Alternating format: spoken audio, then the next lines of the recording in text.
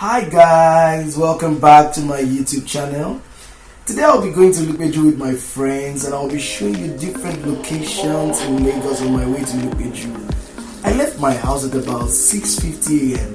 and I arrived in Ilupeju at 10:15 a.m. Wow! Imagine such hours on the road all because rain fell. That's Lagos life for you. So please take your time to read the comments I made in the video. And also don't forget to subscribe, like, and share for more juicy content.